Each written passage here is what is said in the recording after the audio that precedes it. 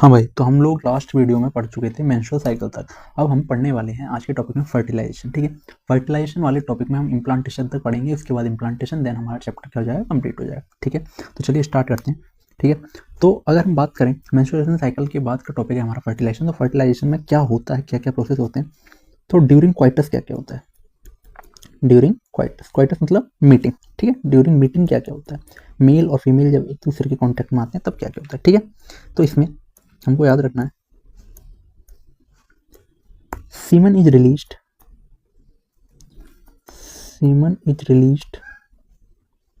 ठीक है, from male reproductive tract, from male reproductive tract. ठीक है, semen is released from male reproductive tract, ठीक है, by the penis। ठीक है, by the penis, that is इसमें वेजाइना। ठीक है, इन द वेजाइना। ठीक है, और इसी को बोलते हैं, this process is termed as,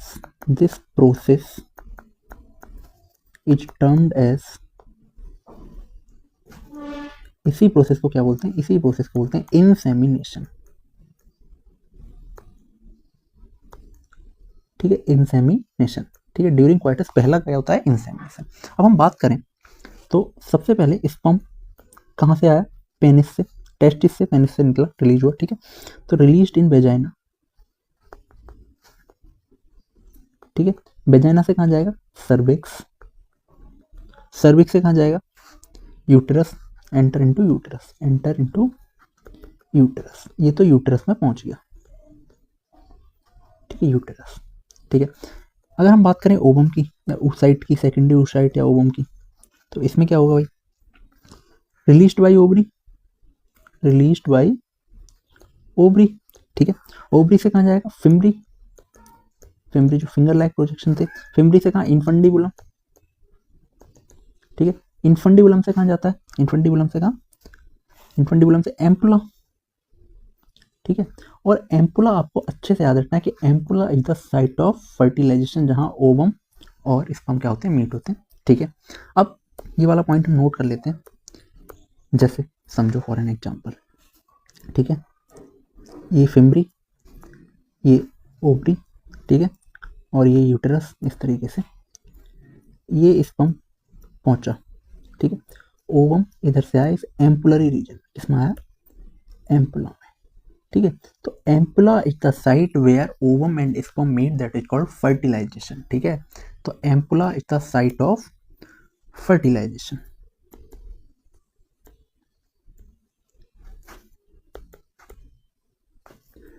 is the site for fertilisation. ठीक है, एम्पुला क्या होता है, फर्टिलाइजेशन। और कुछ बुक में लिखा है एम्पुलरी स्थमिक जंक्शन, मतलब एम्पुला और स्थमक के बीच में, एम्पुलरी स्थमिक जंक्शन। ठीक है, तो ये पॉइंट याद रखना है, एम्पुलरी स्थमिक जंक्शन या फिर एम्पुला। ठीक है, इसके बाद फर्टिलाइजेशन क्या होता है भाई, इसकी भी डेफिनेशन लिख लो, व्हाट इज फर्टिलाइजेशन।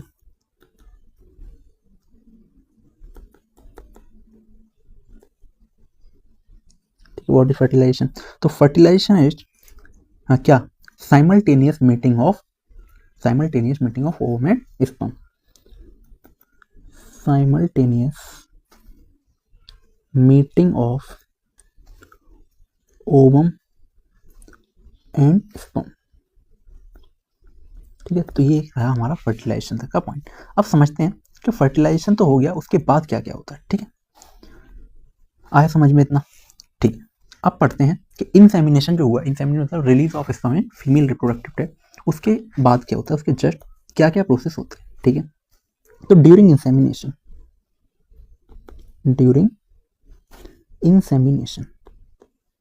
अगर हम बात करें तो लगभग 200 से 300 मिलियन स्पर्म रिलीज होते हैं। कितने, 200 से 300 million sperm female reproductive tract में पहुंचते हैं। ठीक है, अब ये 200 से 300 पहुंचे, इसमें से केवल 200 से 300 मिलियन जो पहुंचे, उसमें से केवल 200 से 300 ही ऐसे होते हैं जिनमें बिगरस मोटिलिटी होती है। क्या होती है, बिगरस मोटिलिटी। ठीक है, अब यहाँ क्या क्या होता है ये समझते हैं। ठीक है, सबसे पहले यहाँ एक प्रोसेस होती है जिसे बोलते हैं कैपेसिटेशन। सारे टर्म दे रहे हैं अभी, बाकी आगे एक एक टर्म डिस्कस करेंगे अच्छे से। पहले होता है कैपेसिटेशन ऑफ स्पर्म, दूसरा होता है एग्लूटेशन, एग्लूटिनेशन ऑफ स्पर्म। ठीक है, और इसी को बोलते हैं केमिकल अट्रैक्शन।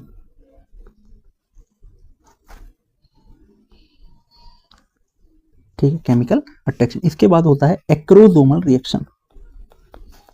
एक्रोसोम तो आपको याद होगा, एक्रोसोम क्या था, जो हमारा स्पर्म होता है उसके ऊपर का टिप। ठीक है, एक्रोसोमल रिएक्शन। और फोर्थ वन होगा हमारा स्पर्म बाइंड होगा, फर्टिलाइजेशन। स्पर्म बाइंड होगा किससे, सेकेंडरी oocyte से,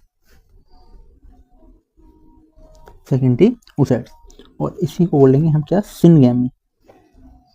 सिनगैमी मतलब दोनों के मीटिंग से अब आगे का प्रोसेस जो होगा। ठीक है, तो एक एक करके हम इन सारे टर्म्स को अच्छे से पढ़ेंगे कि कैपेसिटेशन क्या होता है, एग्लूटिनेशन क्या होता है, केमिकल अट्रैक्शन क्या होता है, एक्रोसोमल रिएक्शन क्या होता है। तो चलिए कैपेसिटेशन वाले पॉइंट से स्टार्ट करते हैं। कैपेसिटेशन। ठीक है, अब कैपेसिटेशन में क्या होता है, तो कैपेसिटेशन क्या होता है, जब स्पर्म जाता है तो स्पर्म का हेड कुछ ऐसा होता है,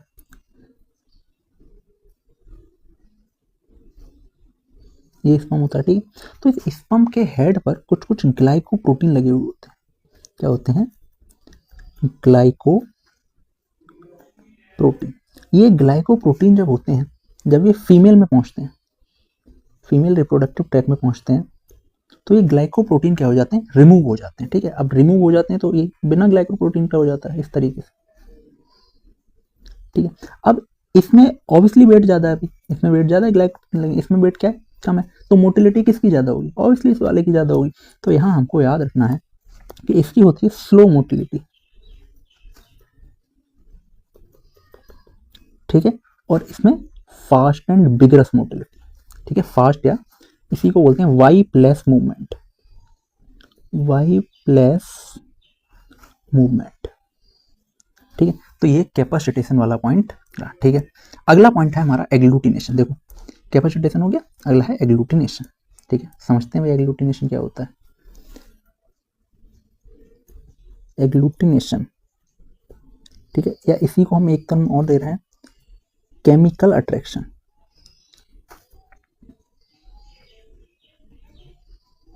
ठीक, अब केमिकल अट्रैक्शन क्या होता है, देखो सुनो समझना, this is uterus.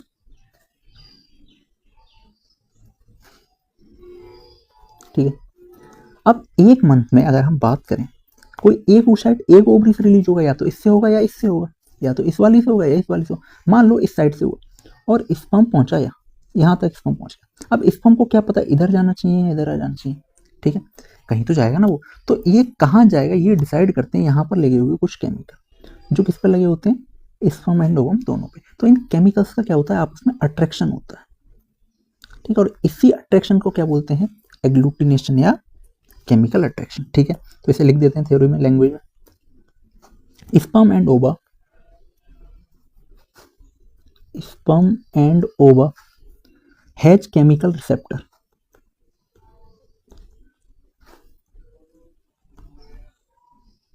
Has chemical receptor which help sperm,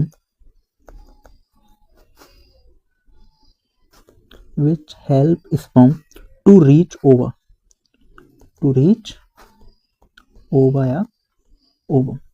This is the process of agglutination या chemical attraction. ठीक है, अब एग्लूटिनेशन हो गया। थर्ड प्रोसेस हमारा क्या था भाई, थर्ड प्रोसेस था हमारा एक्रोसोमल रिएक्शन। एक्रोसोमल रिएक्शन पढ़ते हैं भाई, एक्रोसोम कैसे रिएक्ट करता है, देखो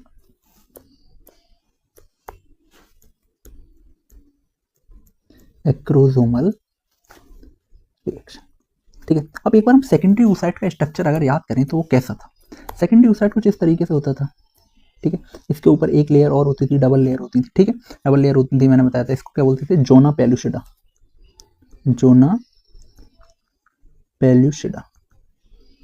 ठीक है, इसके अलावा मैंने आपको बताया था यहाँ पर कुछ ग्रेनुलोसा सेल्स भी इसके साथ आते थे ग्राफीन फॉलिकल से रप्चर होने के बाद, और इन ग्राफीन सेल्स को क्या बोलते थे हम, इन ग्राफिन सेल्स को क्या बोलते थे? Corona radiata. ये कोरोना जैसे स्ट्रक्चर बनता है ना, तो इसको बोलते थे कोरोना रेडिएटा। अब ये जो सेल है ना आपस में ये बॉन्ड बना के रखते हैं। क्या बना के रखते हैं? बॉन्ड बना के रखते हैं। मान लो ऐसे इन्होंने बॉन्ड बना दिया,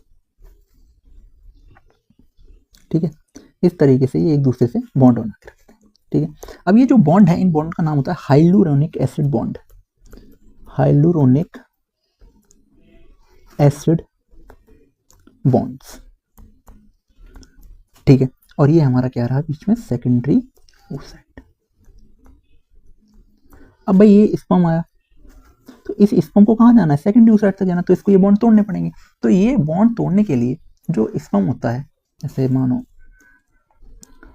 है ना, ये प्रीवियस वीडियो में भी आपको बताया था वैसे, इसके ऊपर एक हेड होता है इस तरीके से। इसको हेड को बोलते हैं एक्रोसोम, ठीक है। इस एक्रोसोम में कुछ कुछ एंजाइम होते हैं। कितने होते हैं? एंजाइम। ये एंजाइम इनको ब्रेक करने का काम करते हैं, कोरोना रेडिएटा को, जोना पेलुसिडा को और हाइलुरोनिक एसिड बॉन्ड्स, ठीक है।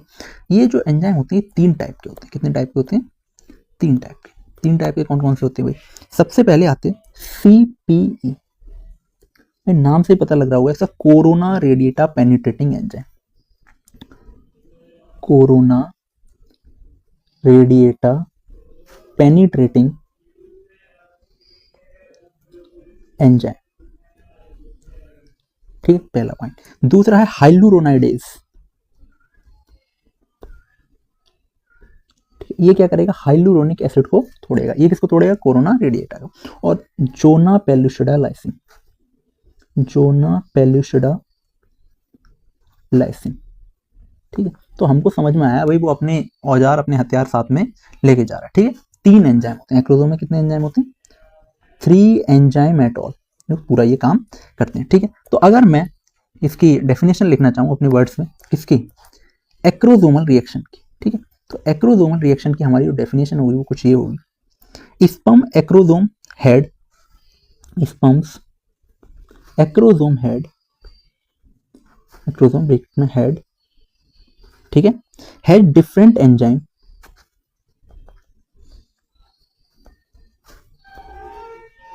Had different enzyme which break ovum layer, which breaks ovum layers, ठीक है। तो that is the point of acrosomal reaction, ठीक है। अब बात करते हैं कि स्पर्म बाइंड कैसे होता है भाई, यही बाइंड बात कर लेते हैं, ठीक है। सारे पॉइंट हम लोग पढ़ लें। Sperm binds with ovum, binds with ovum, ठीक है। अब कैसे बाइंड करता है ये समझते हैं, ठीक है। अब जैसे ही स्पर्म फाइंड करेगा किसको? Secondary oocyte, as sperm find secondary oocyte, ठीक है, सेकेंडरी ओसाइट। इसमें क्या हुआ? मियोसिस 2 क्या हो जाती है? कंप्लीट हो जाती है। तो आपने पढ़ा ही लिया था, मियोसिस 2 क्या हो जाती है? इसमें कंप्लीट हो जाती है, ठीक है। और मियोसिस 2 जब कंप्लीट हो जाती है तो इसके साथ एक चीज और बनती है। क्या बनती है? सेकेंडरी पोलर बॉडी, है ना। और ये सेकेंडरी पोलर बॉडी क्या हो जाती है? डीजनरेट। तो अगर हम बात करें, ये स्पर्म, ये ओवा, ठीक है, या फिर सेकेंडरी ओसाइट जब ये फ्यूज हुए तो मियोसिस 2 क्या हुई?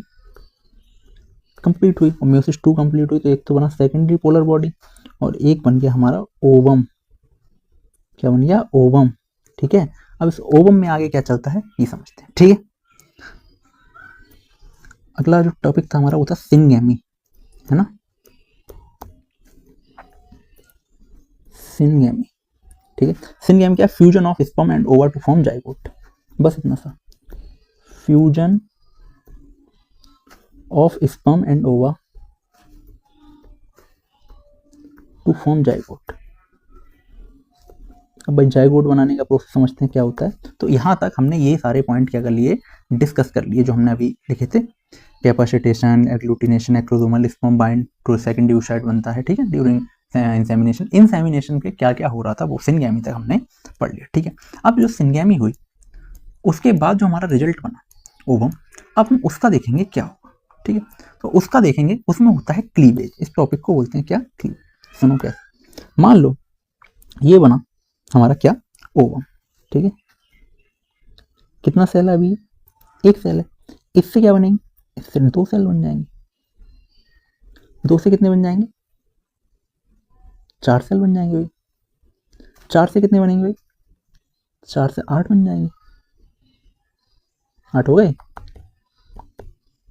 अभी, ठीक है, 8 सेल बन गए, 8 से कितने बन जाएंगे भाई, 32 सेल स्टेज बन जाएगा भाई, ये काउंट मत करना, कितने कर लेना, ठीक है, कितने होंगे 32। ये क्या है, 1 सेल स्टेज है, 2 सेल स्टेज है, ऐसे अलग अलग स्टेज बनेंगे, 1 सेल स्टेज, 2 सेल स्टेज, ठीक है, 3 सेल स्टेज। तो ये जो बनेंगी इसको क्या बोलते हैं, इसको बोलते हैं क्लीवेज, क्या बोलते हैं, क्लीवेज, हेडिंग है हमारा क्लीवेज, ठीक है। अब थोड़ा सा क्लीवेज को समझते हैं, ये जो 2 सेल बनी इसमें हर सेल को बोलते हैं ब्लास्टोमर, क्या बोलते हैं, ब्लास्टोमर, ठीक है। तो blastomere is the result of cleavage, cleavage जितनी ज्यादा होगी उतनी ज्यादा ब्लास्टोमर बनेंगे, ठीक है। 2 सेल से 3 सेल 4 सेल स्टेज बनता है, ठीक है। 4 सेल के बाद जो हमारा 8 सेल स्टेज बनता है इसको बोलते हैं 8 सेल स्टेज जो है, ठीक है। 8 cell stage is called early morula, early morula stage, ठीक है, अर्ली मोरला स्टेज। इसके बाद 32 बनती है, 8 सेल है ना, तो 8 के बाद कितनी बनी, 16 सेल स्टेज, ठीक है।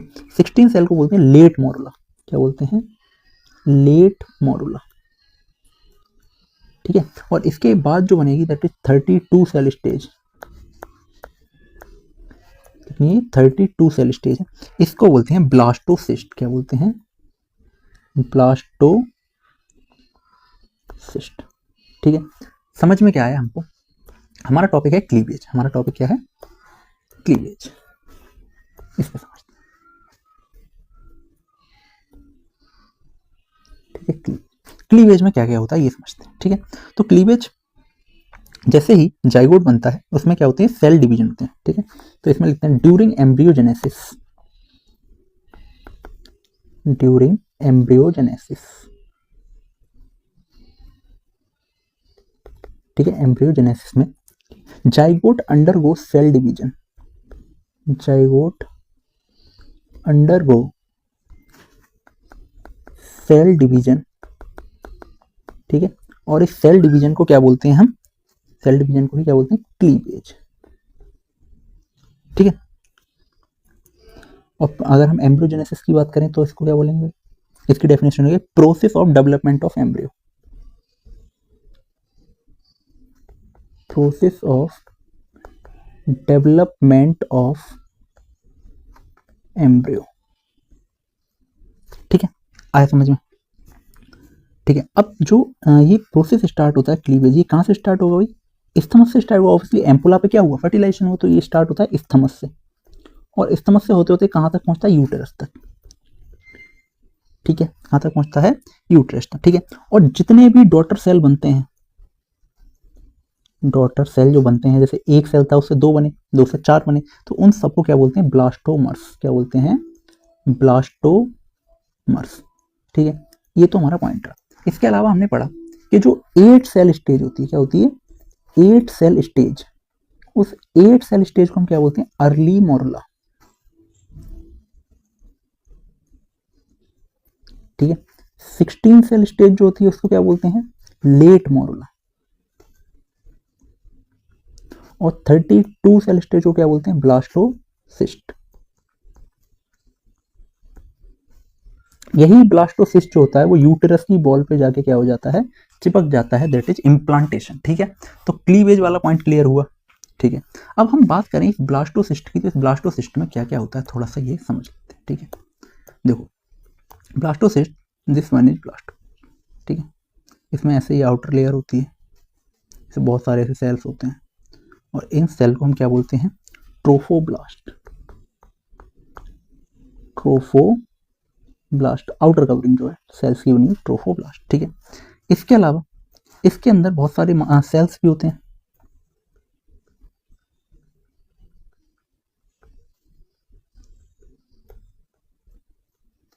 इसको बोलते हैं इनर सेल मास,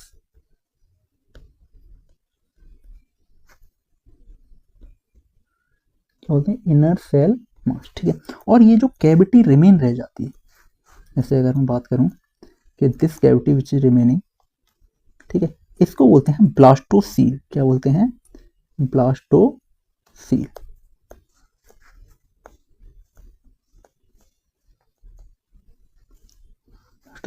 तो कंफ्यूजिंग वर्ड हमारे कौन कौन से हो गए? ब्लास्टोसिस्ट, ब्लास्टोसील और ब्लास्टोमर। तीनों की कंफ्यूजन दूर कर लेते हैं, ठीक है। क्या क्या? ब्लास्टोसील, ब्लास्टोमर और ब्लास्टोसाइट, ठीक है। तीनों में कंफ्यूजन कुछ भी नहीं है, बहुत आसान सा है। देखो, ब्लास्टोसील मतलब कैविटी प्रेजेंट इनसाइड ब्लास्टोमर। जो हमारा ब्लास्टोमर है दैट इज 32 सेल स्टेज है, ब्लास्टोसाइट, सॉरी ब्लास्टोसाइट, ठीक है, दैट इज जो 32 सेल स्टेज है, उसके अंदर जो कैविटी है उसको बोलते हैं ब्लास्टोसील।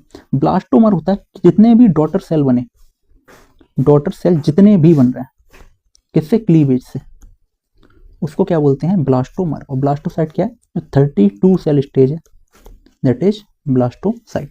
तो ये हमारा ऑल अबाउट किसमें था, जो आसान सा पॉइंट है। इसके बाद हमारा पॉइंट है कि जो इम्प्लांटेशन होता है वो कैसे होता है, ठीक है।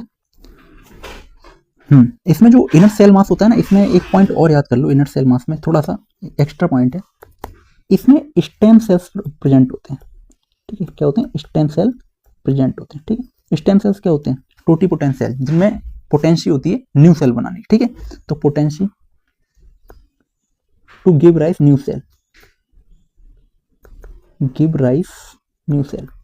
हमारी बॉडी में दो टाइप के सेल होते हैं, permanent cell and totipotent cell, जिनके अंदर होती है पोटेंसी न्यू सेल जनरेट करने, ठीक है। इसके बाद अब हमारा अगला पॉइंट है इम्प्लांटेशन, ठीक है। इम्प्लांटेशन, ठीक है। इम्प्लांटेशन बहुत आसान सा टॉपिक है भाई। इम्प्लांटेशन मतलब क्या है? जो ये बना उसको यूटरस की लाइनिंग से चिपका देना, ठीक है। तो इम्प्लांटेशन में क्या लिखना है हमको? When blastocyst, when blastocyst get embedded in endometrium, किसमें? Endometrium lining of uterus. तो इसी को क्या बोलते हैं? इम्प्लांटेशन, ठीक है। अब सुनो होता क्या है। जैसे मानो this is the lining of uterus, ये क्या है? यूटेरस की लाइनिंग, ठीक है। इसके पास आया ये ब्लास्टोसिस्ट,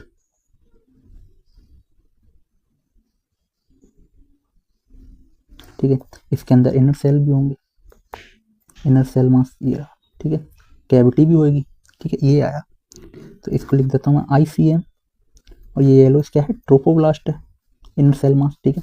ये आया। अब क्या होगा? इसका इम्प्लांटेशन। क्या होगा? इम्प्लांटेशन। तो इम्प्लांटेशन इस वाले की समझते हैं, ठीक है। समझो कैसे होगा। दिस इज यूटरस लाइन, ठीक है। यूटरस लाइनिंग है। अब यहाँ पर मैंने थोड़ा सा ये वाला पार्ट क्या कर लिया, यहाँ मैं किसको अटैच कर दूंगा? ट्रोफोब्लास्ट को, मतलब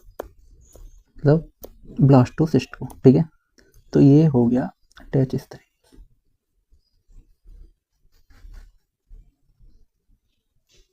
ठीक है।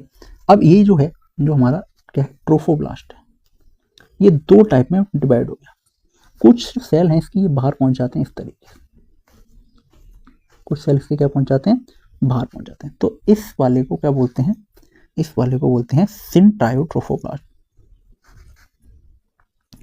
सिंट्रायोट्रोफोब्लास्ट, ठीक है। कुछ सेल भाई अंदर भी रह जाते हैं, तो इसको हम क्या बोलते हैं? इसको बोलते हैं काइटोट्रोफोब्लास्ट, साइटोट्रोफोब्लास्ट है, काइटोट्रोफोब्लास्ट, ट्रोफोब्लास्ट, ठीक है। दो टाइप के सेल बन गए, किससे? ट्रोफोब्लास्ट से। अब भाई ICM भी तो है, इनर सेल मास है, वो भी दो टाइप के सेल बनाता है, ठीक है। बोध कैसे दो टाइप के सेल बनाएगा? एक तो ऐसे इनर वाले बनाएगा, ठीक है, और कुछ आउटर बनाएगा, मान लो ऐसे बना दिए, ठीक है। तो ये जो इनर वाले बनाता है इसको बोलते हैं एपीब्लास्ट। क्या बोलते हैं? एपीब्लास्ट, ठीक है। और इसको क्या बोलते हैं? हाइपोब्लास्ट, एपीब्लास्ट एंड हाइपोब्लास्ट, ठीक है। तो इस तरीके से सेल बनते हैं। अब जो कैविटी है भाई, वो भी दो पार्ट्स में डिवाइड हो गई ना, अगर हम बात करें तो देखो कैविटी भी, एक कैविटी तो ये है ना, और एक कैविटी अगर हम देखें तो मान लो एक ये भी तो कैविटी है, ठीक है, दो टाइप की कैविटी मिल गई, तो दोनों के नाम भी होने चाहिए भाई, तो दोनों के नाम भी मिलेंगे, ठीक है। इसको बोलते हैं हम योक सैक, ठीक है, क्या बोलते हैं, योक सैक। और इस वाली कैविटी को क्या बोलते हैं, एमनियोटिक सैक, ठीक है। तो that's all about implantation. Implantation अगर आ जाए तो इतना सा पॉइंट अगर याद रख लेते हो ना, मोर देन इनफ है, मोर देन इनफ, ठीक है। आया समझ में। तो हमको क्या समझना है कि जो ट्रोफोब्लास्ट थी, ठीक है, वो जो आउटर लेयर थी इलास्टोमर की, वो एंडोमेट्रियम से अटैच हुई, उसने दो टाइप के सेल बनाए, सेंट्रायोट्रोफोब्लास्ट एंड काइटोट्रोफोब्लास्ट, ठीक है। और जो इनर सेल मास था उसने भी दो टाइप के सेल बनाए, एफिब्लास्ट एंड हाइपोब्लास्ट। और जो कैविटी थी वो किसमें बट गई, दो में, yolk sac and amniotic sac, ठीक है। तो दैट्स ऑल अबाउट इम्प्लांटेशन, ठीक है। अब हम पढ़ेंगे जो अगला हमारा पॉइंट होगा वो होगा गैस्ट्रुलेशन, ठीक है। अब ये एपिब्लास्ट जो है ना, ये भी आगे डिवाइड हो जाती है, ये हम नेक्स्ट वीडियो में पढ़ेंगे, ठीक है। Thank you so much.